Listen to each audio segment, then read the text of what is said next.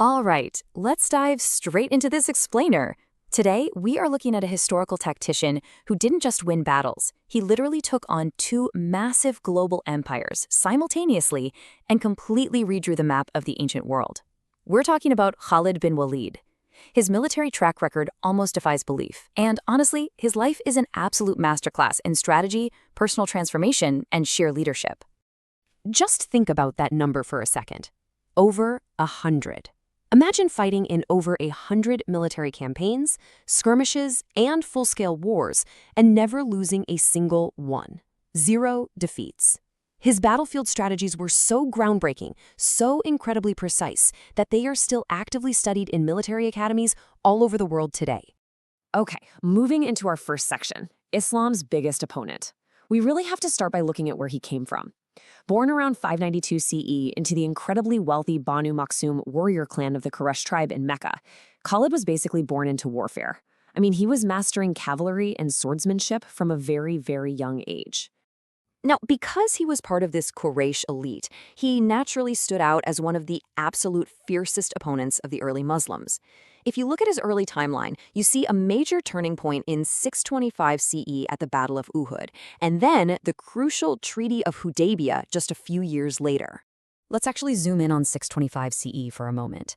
At the Battle of Uhud, the early Muslims basically had the victory in the bag. It was almost over, but Khalid spotted this tiny momentary weakness. He pulled off this devastating flank attack right through a mountain pass that completely blindsided the Muslim forces. He literally flipped a near victory into a bitter defeat. It was a stark, almost scary display of his tactical genius.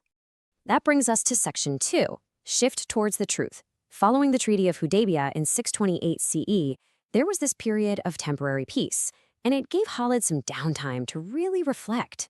He actually began to see the truth in the exact same message he had spent his entire youth so aggressively fighting against. And that leads to the pivotal year, 629 CE. This is a massive plot twist. This previously undefeated opponent made an incredible pivot. He traveled straight to Medina and fully embraced Islam.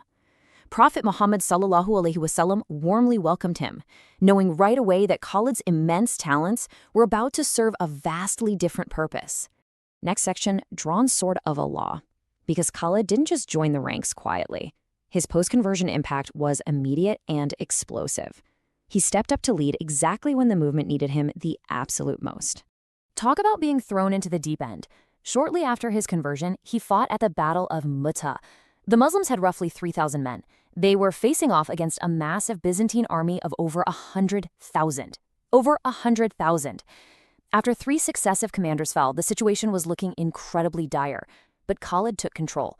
He rapidly shuffled his troops around to simulate fake reinforcements and pulled off a brilliant fighting retreat, safely extracting his men from what was basically certain annihilation. According to the source, it was right after pulling off this impossible extraction at Mu'tah that Prophet Muhammad ﷺ bestowed a legendary title upon him. He called him Saifullah, which translates perfectly to the Sword of Allah. You really have to appreciate the dichotomy here. The exact same commander who broke the Muslim ranks at Uhud was now the leading general unifying the entire Arabian Peninsula. After the Prophet's passing, Khalid led the Ridder Wars against the rebellions, famously taking down Musaylimah the Liar at Yamama. He became the ultimate unifier. Section 4, Fall of Two Great Empires.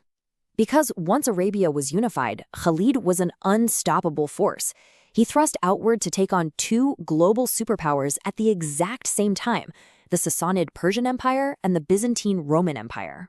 His momentum was just staggering. First, he rapidly dismantled Persian forces in Iraq with back-to-back victories at the Battle of Chains, Walaja, and Ulais, ultimately capturing Hira. Then, when the Byzantines became a threat in Syria, he didn't take the safe route. Instead, he executed this grueling, completely unexpected desert crossing, something that was considered militarily impossible, to strike the Byzantines by total surprise. This directly led to massive wins at Ajnadayn, Faul, and the Siege of Damascus. But if we're talking about his absolute tactical peak, it has to be the epic Battle of Yarmouk in 636 CE. Once again, he's facing a ridiculous numerical disadvantage.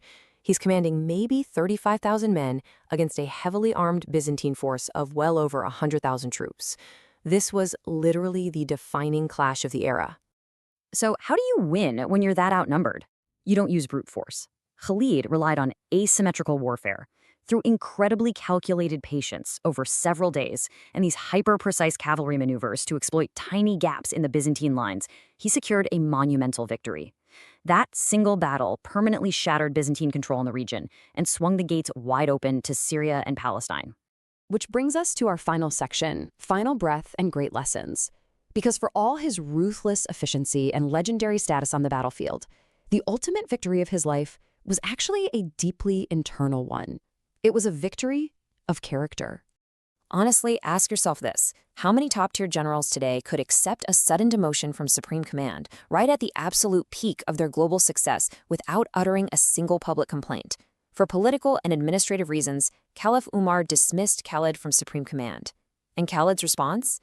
Absolute humility. He just stepped down and kept fighting as a regular soldier, proving his dedication was to the mission, not his own ego. And here is the ultimate paradox of his life. Here is a man who practically lived on the battlefield, who deeply sought the sacrifice of martyrdom, and whose body bore the scars of over 100 brutal hand-to-hand engagements. Yet he ultimately passed away peacefully in his bed in Homs. He lamented that he didn't fall in combat, but it just proved that his time was divinely decreed. So, what do we actually take away from all this? The source distills 3 timeless lessons. First, no matter your past, a fresh start is always possible. Look at him. He went from an enemy to an absolute hero. Second, when you combine true conviction with brilliant strategy, the mathematically impossible becomes entirely possible. And third, despite holding all that worldly power, true humility is always the greatest strength you can possess. As we wrap up this explainer on a tactical genius whose legacy still echoes in military doctrine today, I want to leave you with one final thought. Knowing the sheer, unprecedented scale of his undefeated career, which of Khalid bin Walid's battles